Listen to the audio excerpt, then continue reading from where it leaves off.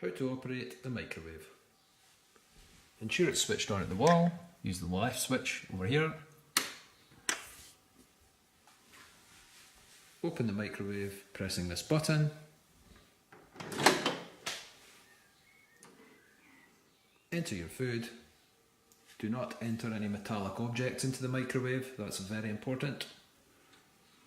Close the door. For the power setting, use the top button here. High, defrost, medium, low, simmer, warm, back to high again. I generally use high.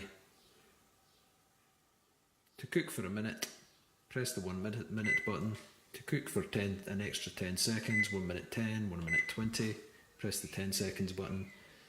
To cook for 1 minute 20 seconds now, press the start button on the right here.